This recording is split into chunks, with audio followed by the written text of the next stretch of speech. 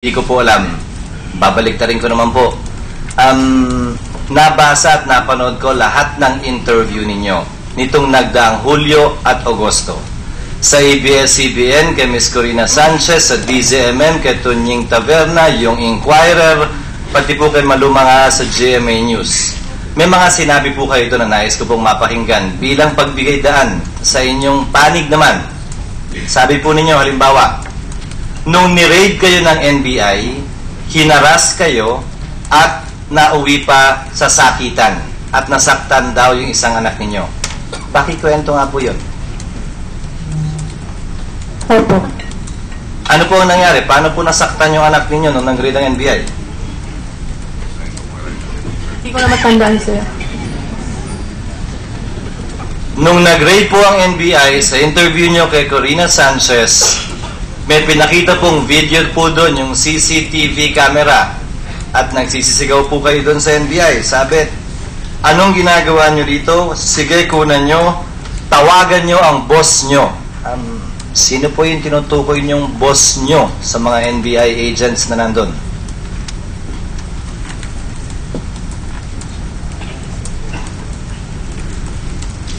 Ma'am? Binabase ko lang po yun sa interview ninyo, ma'am.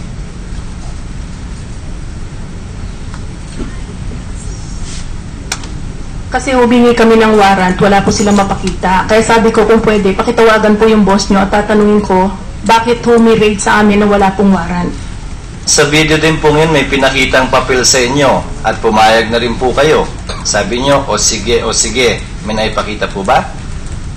Opo, yung letter po nila kay Secretary de Lima po.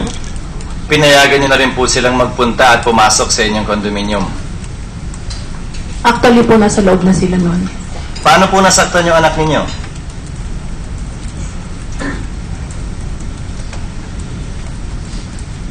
Sabi niyo po, nasaktan. Nagkatulukan po rin sa loob ng kondo. Kasi pinipigilan pong pumasok yung mga ahente. Hindi po, nung hinahanap po yung brother ko. Sabi niyo rin po sa interview yon, ang may pakana ng lahat ng ito ay si Ben Horloy at nagulat na lamang kayo na nagamit yung opisina ninyo. Tama po ba yan?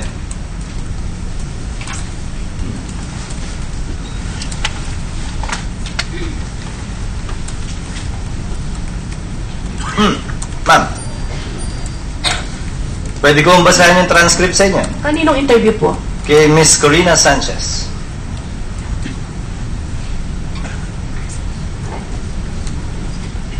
Sabi niyo po, ang may kagagawa ng lahat ng ito ay si Ben Horloy at ginamit niya yung opisina ninyo nang hindi niyo nalalaman dahil kasalamuhan niya at kilala niya lahat ng kausap niyo bilang personal assistant ninyo. Tama po, Ben? Opo. At nalaman niyo na lamang matapos lumabas yung issue at pinaimbestigahan ninyo. Tama po ba yan? Nalaman niyo na lamang na ginagamit pala yung opisina niyo nila Ben Horloy. Base po sa sinabi niyo sa interview yon. Ma'am? I invoke my right po kasi. Paano ho yun? Dun, baka nga ako maging inosente pa kayo dun eh. Nalaman niyo lamang na may PDAF scam pala na involved yung kumpanya ninyo at opisina niyo nung lumabas na sa TV. Bago po nun, hindi niyo alam. Yan po ang sinasabi niyo. Ma'am? Opo. Sinabi niyo rin po sa inquiry interview na may boss si Ben Horloy. Pilit kayong tinatanong sino, ang sabi niyo po, lalabas din po, lalabas din po. Pinilit pa rin kayo, nagtanong pa sa inyo si former Secretary Solita Monsod at napasagot kayo ng basta babae po. Sino po yung babaeng boss ni Ben Horloy?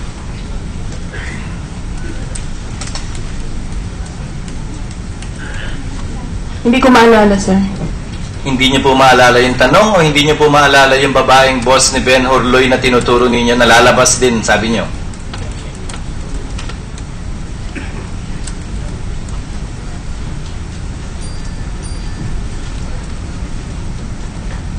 Hindi ko po maalala yung sinabi. Hindi niyo po maalalang sinabi niyo yun. matanong ko po si Ginong Louie, gaano katagal na po kayo nagtatrabaho kay Napoles? Kay Ginang Napoles? 2002 po, tapos hanggang dinitain ako noong December 19, 2012. Kung ganun po katagal na nagtatrabaho si Ben Hurloy sa inyo, Ginang Napoles, at gayon din si Ms. Sula, at kung hindi po PIDAF ang trabaho nila, pakipaliwanag naman po sa amin, ano bang ginagawa nila sa opisina ninyo? Dahil ayon sa salaysay nila, puro PIDAF ang ginagawa nila. Cheque, pirma ng beneficiary, sulat sa senador, sulat sa congressman, follow-up sa agency. Kung hindi po yun ang ginagawa nilang trabaho, ano po ang trabahong ginagawa nila sa opisina ninyo? Partikular si Ben Hur at si Ms. Marina Sula. Part na po ng depensa namin yun na invoke my right against self-incrimination. Alam niyo po, pag sinabi niyo, I invoke my right against self-incrimination, ibig sabihin, may krimen kayong ginawa.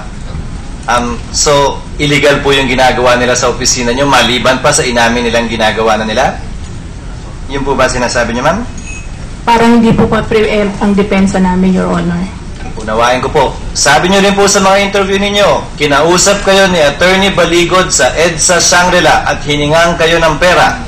Iba-iba nga lang po yung lumalabas. May 38 million, may 39 million, may 300 million, may investor's visa, may 1.5 million.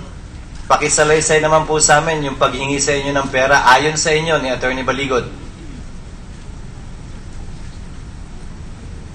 I invoke my right. Depensa po namin yun. Sorry po. Depensa po ninyo yun. Attorney Baligod, pakisagot na po. Yun po ang aligasyon laban sa inyo na hiningan nyo raw ng pera. Sabi niya, hawak nyo daw ang gobyerno, pinagmalaki nyo raw sa kanya, at tinakot siyang sisirahin nyo ang pangalan niya kapag hindi siya magbigay. Attorney Baligod, please, sir. Thank you, sir. Nung after ng rescue ni Benhar noong March 22, barely about 6 hours, I got a persistent call from an unknown caller. Kaya nung sinagot ko po mga 6:30 ng umaga yon, nagpakilala siya sa akin, and in Ilocano sinabi niya na ading ni Freddy dito, Freddy Villamor, pwede bang magkita tayo at mag-usap, urgent lang, sabi po niya. Tinanong ko po kung tungkol saan, at ayaw niyang sabihin sa akin. As a courtesy to a colleague in the profession, pinagbigyan ko po yung request niya na magkita kami. So we met at about 8 a.m. along Katipunan, at nung kaharap ko na po siya at tinanong ko kung ano yung pag-uusapan namin, ay sinabi niya na abogado ako ni Napoles, sabi niya. Kaya sabi ko, ano ho ang pag-uusapan? Pwede bang ayusin natin ito dahil magkakamag-anak naman sila, sabi niya.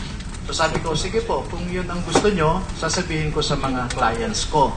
Pero sabi niya, sige na, bibigyan kita ng 5 million para maayos ito. Sabi po ni Villamor. Opo.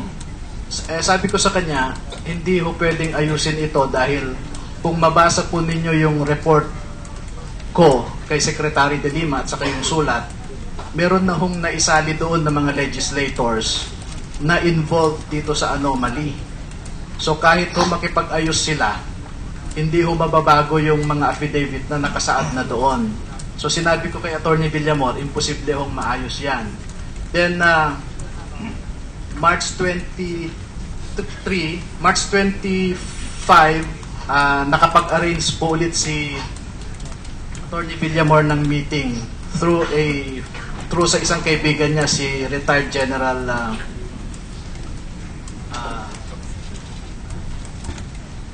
Diaz. Nakipagkita po si General Diaz sa akin dahil sabi niya, meron lang akong i-discuss sa iyo.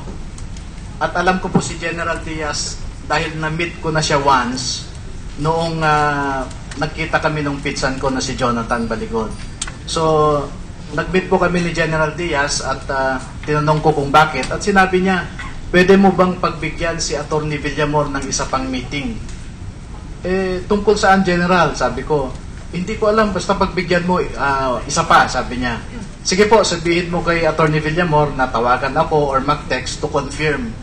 And immediately, tumawag si Atty. Villamor sa akin. So as a courtesy, pumayag po ako na magkita kami at inulit lang niya yung offer po niya na 5 million. Opo. So, sabi ko, hindi ko pwede. Then on March 27, I got a call sa isang fraternity brother po na mataas ang katungkulan. Nagulat nga po ako kung bakit alam niya yung number ko. Pero hindi ko naman...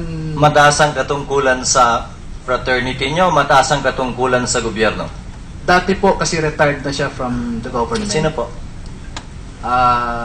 Hindi ko na po kung papaumanhin niyo po kasi siya lang po ang nag-arrange ng meeting namin with Mrs. Napoles. Kung nag-arrange lang po pala siya, wala po siyang illegal na ginawa. Opo. Pero baka kasi yung position niya when he was in government is very sensitive that other minds might think na nagkaroon sila ng sabwatan. So, totoong nag-meeting kayo ni Ginang Napoles? Sandali, Opo. excuse me. Just an administrative matter. Naka-oath ka na ba? Wala pa. I think so. As a witness, sa resource, wala pa. Batasan. Sige, COMSEC, Director General, please administer the oath.